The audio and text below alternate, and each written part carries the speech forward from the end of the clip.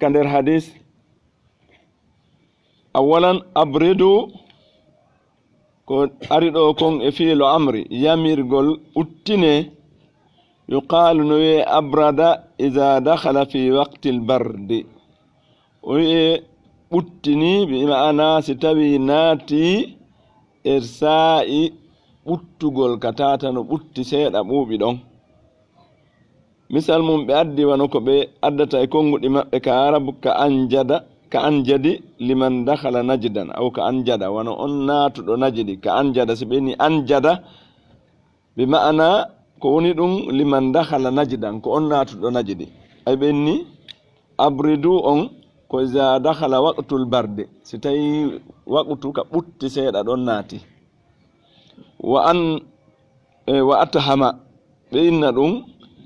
يعني لمن دخل تهامة ونند أنات نكور وتندن تهامة قال المزي وبين مزي وبين مرزي أكاين دي ثانيا من فيه جهنم كجيار إمر كويت فيه جهنم انتشار حرها كدون ساكتا غولغولي ندين وغليانها اول افتو غول نانغي don andi enen tigi de wi aka pular wi engenage no fatinini bi maana hina fatugol wano wurere fatita kono wurere tagi wi amande fati wosi tayinde wuli min wigol min fayhi jahannama min on huna do lil jinsi ko fi none on la li tab'id wana yogingol wigol ko yoga den andi min no ara e sa'i hara ko yoga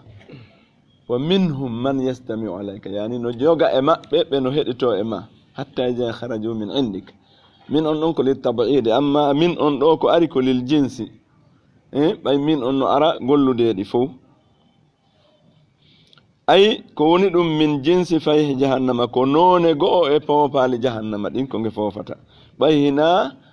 يعني كو نون ان كونغي فوفتا غو كو نون جاادو نون مودو فوفانغو ماجي قال مزي أو المزي وهو رندو مثل كمثل ما مثل ما روي كصفة كفلا كون عائشة إنين عيسى بإسناد جيد يتوغر دمجند من أراد أن يسمع خرير الكوثر كلا أنفالا رنند هيتو إلى كوثر أنكو إلى تكون فليجعل إصبعيه fi udunayhi yo wadu di kolli makko do kander noppi makko no nanita don non ko onanta ton ko ngareno nandita e ko ndi kawsara ilata kon hakken ko tayila mun dan no tiidi warir ino wi e dum harako jurnde andi jurnde no ilde ana ko ndiyan andu manoto ko ay ko woni dum man arada an yasma'a kala on faala do nde onanata misla gharir kawsar sifa ilan kawsara damma jurnde munden hara yo wad noppi makko din wigol mo an yasma gharira ay ko mislu ina kanyun tigi on ti won nande ko sifa mudum al ma'na al ijmali wi ruhu salati wonkin julde den wa lubbaha e tigi julde den bi ma'ana lubbo no wi e haqqille jonnum baydan andi nawndara julde den tigi no jogi haqqille kono ko woni ko dabba kon ka julde tigi wonkin julde den e ko won tigi julde den ko dabba ton kon al khushu'u ko yankinagol wa ihdarul qalbi e tawnugol berne nen fiha ka der julde tigi liza ko sabu dun don nudiba lil musalli yidana wonande julo on an yadkhula fiha nde onata e der julde den وقد فرغ من الأعمال الشاغلة عنها هرأ غيني غوليجي سوخلينا مودي اتحق اللي مكو دين غاي جولدن دن ناب الى نوكو وعمل الوسائل المعينة على الاستهدار فيها نون كدي نو يدنا كدي او دو وندو جولوده nde o gaynta ɗiɗo wa amila o golla ɗum woni o ƴetta alwasail yani yottorɗi piiji wonayɗi sabu almu'inati walleyɗi ɗin alastihdar alaji walleyɗi moɗin e tawnugol ngol e tawegol ngol fiha ka nder julde ɓay goɗɗo no wona ɗo o hara o tawaka ɗo si tawi on tihino ɗo kono ko ɓandu ndu woni ɗo si haqqille ɗen ala ɗo haray ko ɗum woni o haray o ala ɗon walidhalika ko sabu ɗum ɗon faddala sari'u sar'in ɗon yani ɓurni an yu'akhkhara salata zuhur nde julde subaka nden aw salatu zuhur nde julde subaka nden nettinte nde julde afwan fana nden nettinte inda istidadil harri sanga sattugol ngurikin ila waqtil bardi ha sa'i katata ɓuuɓi seeɗa haran ko wuli kon pandi uytike li alla yushkhilahu lharru fi wata ngulikin soho limmo kanko juulowo on wal ghammu kañum e sunagol ngol bi ma'ana hara ɓernde nden deeƴa kala ka ɓernde goɗɗo deeƴanoy e haray wa'i wasi o wi ko witte kon ghammu ta ɓernde nden toujours hinde liggitude goɗɗum fi wata ɗum ɗon soho limmo anil khushu'i gay yankinagol ngol ka nder julde si on tigi sujji joni ma o tippika o dari ɗon tawi no wuli toujours ay haqqille ɗen kon toon yaade ko ka koyɗe woni sumude to ma o sujji tinden ka nde woni ɗon hino wuli haqqille ɗen ko toon yaata ma si on tino ngula ha no ilde ha feƴƴiti haqqille ɗen ko toon yaata joni noon wata o sohlir goɗɗum ngo gay julde nden ko ɗum waɗi si tawi nelaɗo sa sallam maaki awa ɓuɓɓine bima'ana acce ha nange ngen hela seeɗa ma'a ma fi dhalika wondude ko woni e ɗum ɗon ko min attashili immorde e newingol watta sire e newingol kadi fi haqqi alladhina e haqqe ɓen yakhrujuna ɓe no yalta yu'adduna ha haray ɓe totta julde nden fil masajidi ka nder juulirɗe tahata wahji shams e ley nguli nange ngen o wi li hadhihi almaani aljalila o wi no wodani ɗiɗo firoji mawnuɗi e ko sabu ɗiɗo firoji mawnuɗi shuri'a sar'inira ta'khiru hadhihi salah nettingol ndeɗo julde an awwali waqtiha gayi arande waqtu mayre on wa sara wonti hande kadi hadha alhadis oɗo hadise mo wonɗen jangude yamirɗo ɗo yo julde nden dirtine ka arande waqtu mum seeɗa mukhassisan ko hertinɗo lil ahadisi alwaridati wonande hadiseji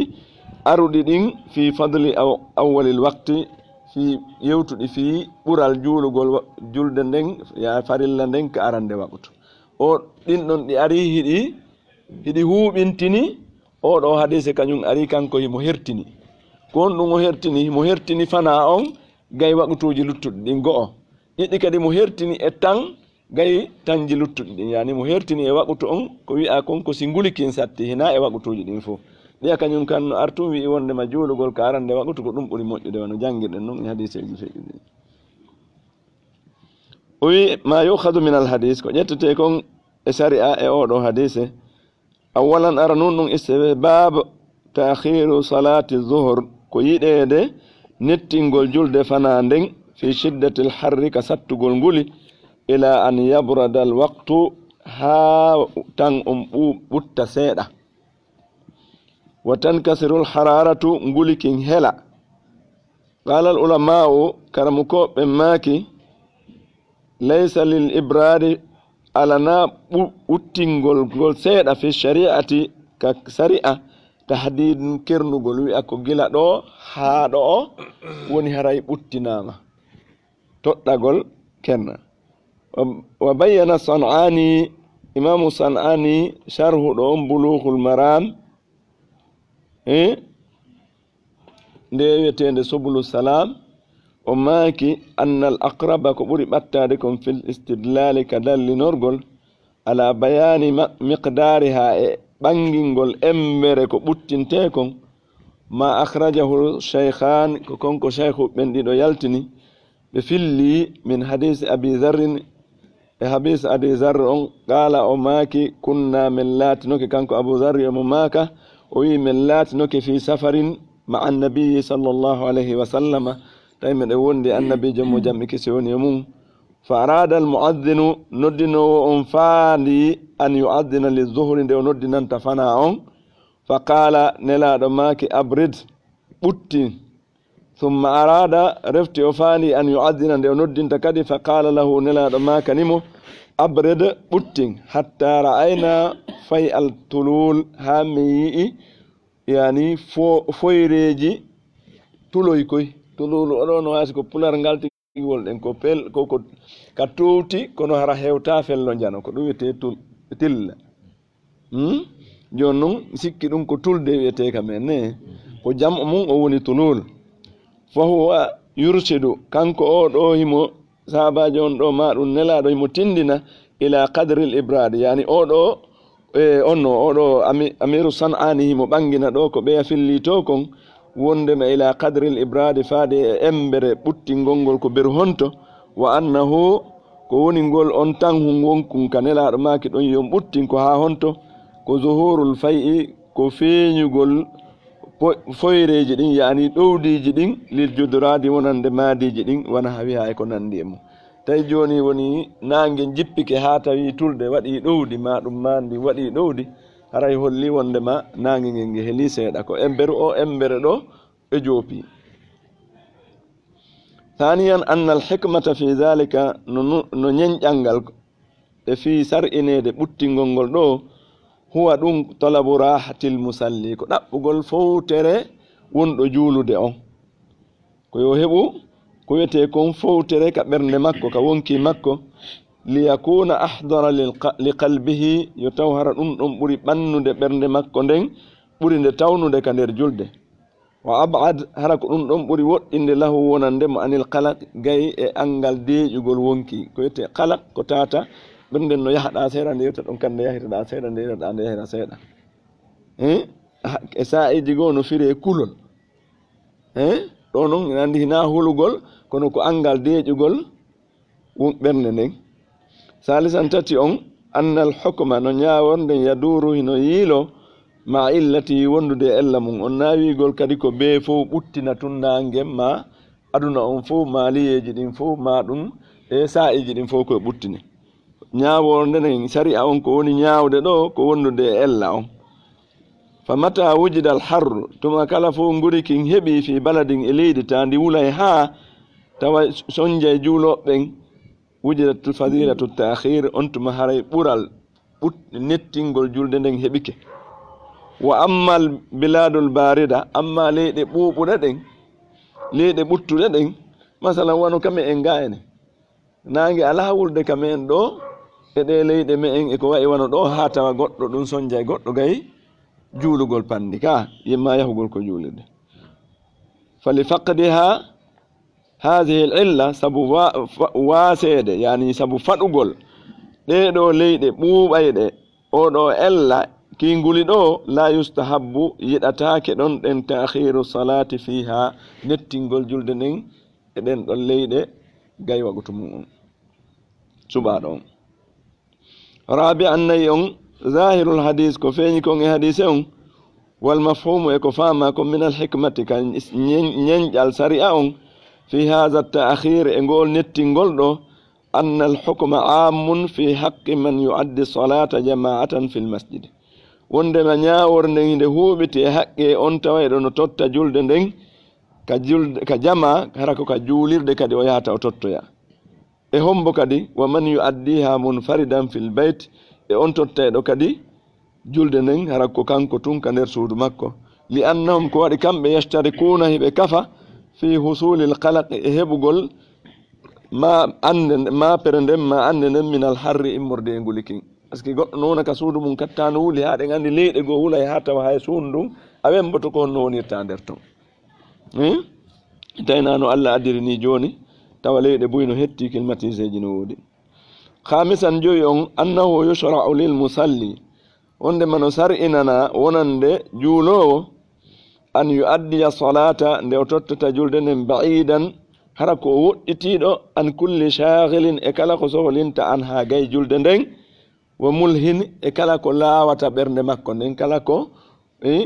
nabata hakkille makko den ma duma ko wete lahaw ko jetta lahin mulhin on ko jetta dum min allahwi yani ko kala ko tata e nabay hakkille makko den e mudum ittamo e julde nden fiha e muɗum ittamo e julde nden fa'idatu ɓeydari qala cheikhna abdourahman bun nasir saadi oɗo cheikhujo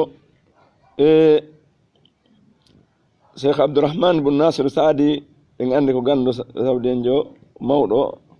o maki inna kalamin lahu ala hadha al hadith isanga yewtugol makko e oɗo hadise wala munafata bayna hadha wa bayna al asbab al mahsusa o wi yani riwindirgol ala ɗum ɗa riwa ɗum ɗa hakkunde honɗum hakkunde oɗo hadise ni kañum e sababuji kadi so eteɗi ɗin ko tawata kon ɗum ɗon yiide tegite ɗen andi e tere so ayɗe ɗen ino woodi ɓe inna al a'da'ul hissiya tere so ayɗe ɗen no jeeya e ɗen tere tawɗe ɗen ɓurɗe ɗen ko ka hoore ɗe ɓuri ɓattorde ara nun ɗum ko honɗum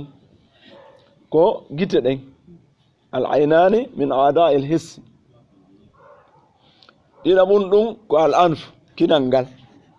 ngal kadi ko so ay ɗum tataɓum ɗum ko noppi ɗin al udnan noppi ɗin ɗiɗi kadi so ay ko wano noon al lisan ɗengal ngal kadi ko so ay ɗum ko wano noon kañum kadi al aydi juuɗe ɗen kadi no so'a yani ko woni ɗo haray riwinirgol ala hakkunde oɗo hadise o pottina sababuji tawayɗi ɗi wiyete ɗin kadi wawata pottinde hadise on par ce que kanko ko sharia fa innaha no ɗum ɗo fa innaha kullaha no ɗiɗo so eteɗi bano o hadise ɗo ɗi fo majji min asbabil harri ko sababuji ngulikin wal bardi e ɓuɓol ngol kama fil kusufi wono arir noon ka weñugol nangue ɗon andi ɓe wolay ton e piiji yani alaji ko ɓe darita ɓenna ko saabu hunde kaari waɗi ha nangue ngue weñ ko saabu hunde kaari ha waɗi ɗum ɗo si hadise on kadi ari inni wondema sabugo on waɗa ha yaasi on sansa ɗum ɗo riwidira e ko ɓeeɗa kañum kadi wi'i ko wondema goɗɗum no waɗa ha ɗum ɗo sansa wa gayri e koyna muɗum fa yambaki no hanan lil insani neɗɗanke on an yusbita al asbab al gaybiya nde o tabintinta sababuji wirniɗi ɗi wona sugu ɗum ɗo ko wonta saabu ha ngulikin ko allah ko nelaɗo no yeetori en ni ko wirni en anda ko woni sababu ha wula kono noon nelaɗo no yeetori en ni wondema ko fofaali jahannama ɗi wonta saabu ha wula ma fofango mum on wona saabu ha ɓuuɓa ha feƴƴita ɗum ɗon ko ɗum ɗo ɓer ko yeyata ɗen ɗon kon amma ko wirni ko lutti kon en wawa ande min kono noon en hana riwude ɗum ɗum allati ɗin pi zakara ha shari o ɗi sar in ɗo on kañum janti wa yuminu biha e no hanani neɗɗanke on dow gomɗin tadi wa yusbita al asbab al mushahada o tabintina kadi sababuji wona ɗi ede al mahsusati so eteɗi ɗin kadi ɗi eteɗi ɗin so e faman kadaba ahaduhuma kala fennuɗo goɗɗo e majji faqad akhta'a haray on ɗon o woopi lawol ngol o falƴi gatta ɗo ka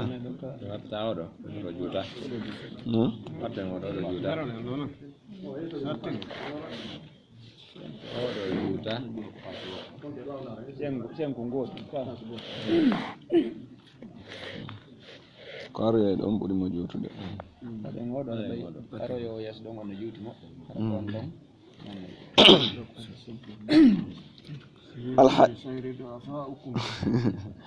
الحديث العاشر بعد المئة حديث سبو باو تمدر ننتمدر سبو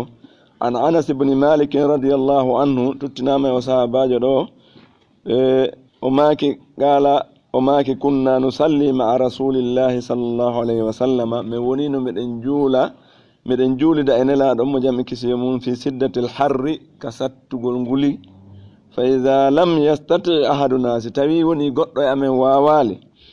an yumakkina jabhatahu nde o wawata tabintinde tinde makko nden minal ardi ka leydi bi maana nde o rukata tinde makko nden ka leydi sabu ngulikin basata sawbahu o fonta concol makko ngol fa sajada alayhi o sujja e hoore concol ngol yo uytu ko woni wulde kompandi en andi ay ka men ɗo e saaji go e koccuje goo ma ɗuma no wula ha ma e jaarendi go ta on ti so tujji tun o waɗa ni hoore nden o wata deƴƴintinde nde المعنى الإجمالي في مفتون هوتون كانت لا تنك عادة النبي صلى الله عليه وسلم بودي النبي جم جمع كسيمون أن يصلي بأصحابه كند أجلنا توند بمكة بين صلاة الظهر جلد فناء من أيام الحر كنيلا دنقولي وحرارة الأرض انقولي لليدين ma tazalu baqiyatan konko tawata iwata kadi hino heddi mimma yahmilu almusallina konko tawata hino fawa ɗum juuloɓen ala annahum dono kamɓe iza lam yastati'u si ɓe wawali an yumkinu nde ɓe newinanta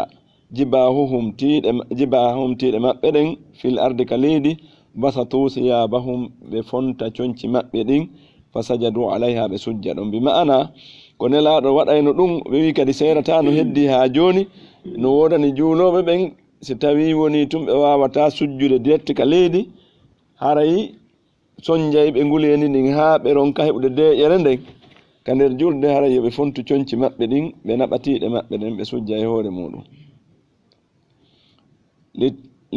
li taqiyahum fiyo ɗin ɗon conci danduɓe harral ardi nguli ko leydi ndi wuli ko ma yukhadhu min al hadis ko ƴettete kon ka hadis awalan anna waqta salati nabi sallallahu alayhi wa sallam no tan juulugol annabijo on mo jam e kisi woni mum bi ashabihi ko ɓe julnayno wondiɓe maɓɓe ɓen kon adduhura fana fi ayyamil harri ka jalɗe nguli ñalaɗe ka ngulikin woodi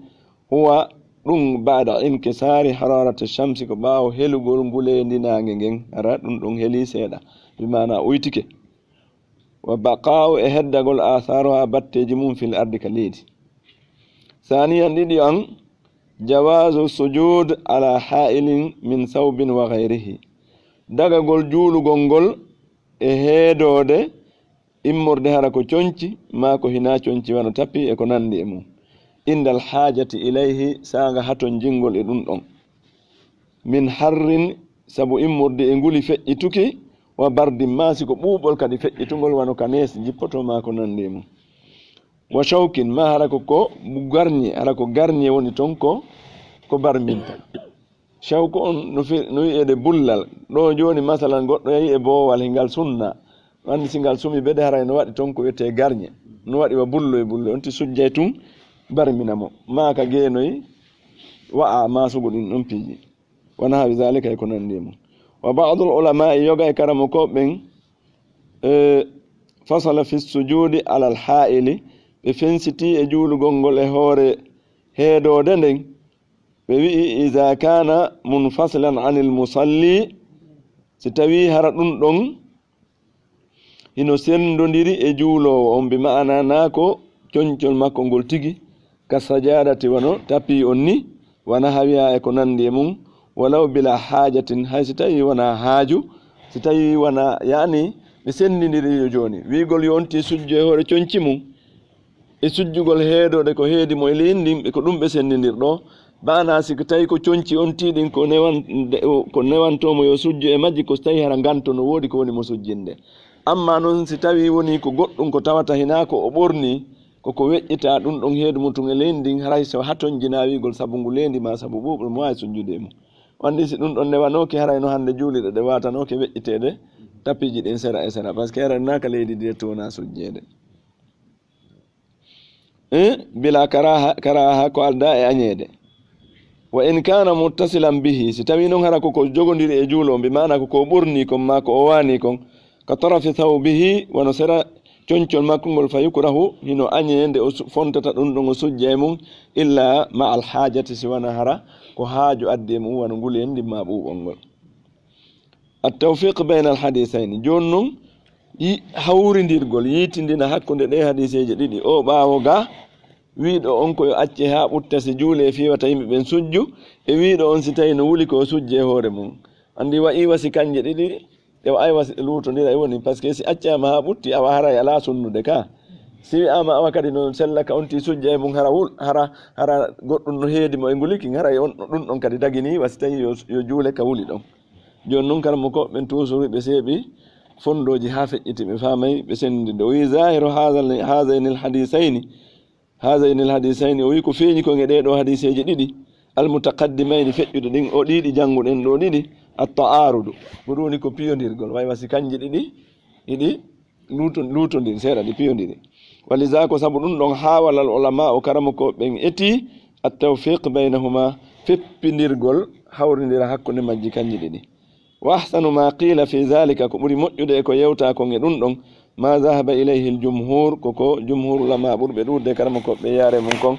أن الأفضل كبوري كو وندما كبوري في شدة الحر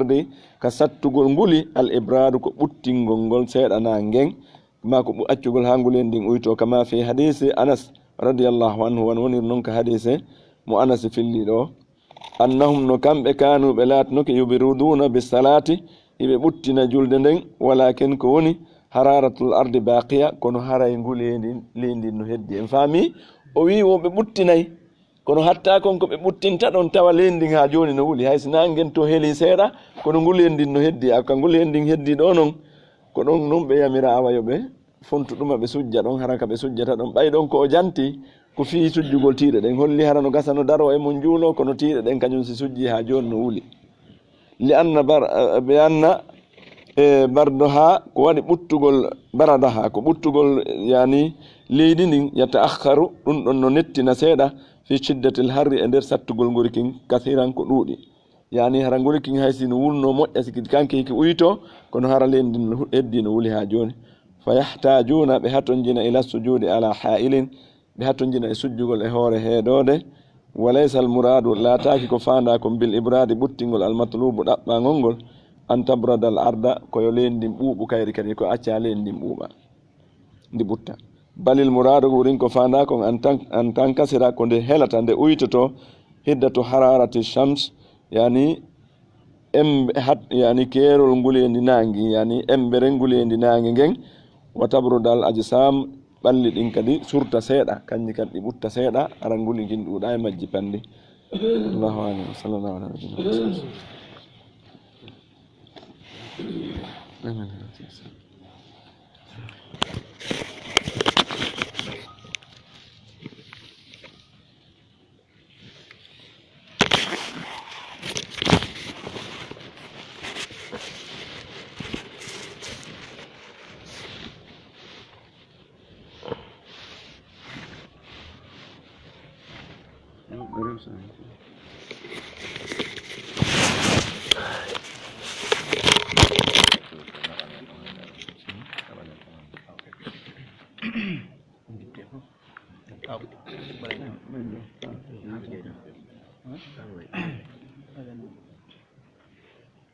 بسم الله الرحمن الرحيم. الحديث التاسع بعد المئة.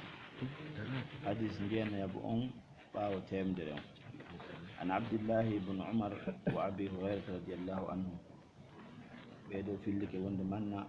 بيتي إن صلى الله عليه وسلم أنه نير قال أماكي إذا اشتد الحر سنقولك سكتي فأبردوا عن الصلاة بني كي جلدنا بمعنى أجها نانجين بوتا سيرس جول فإن شدة الحر وسبو سكتو قنقولك من فيه جهنم وجيادون يقوبا ليت جهنم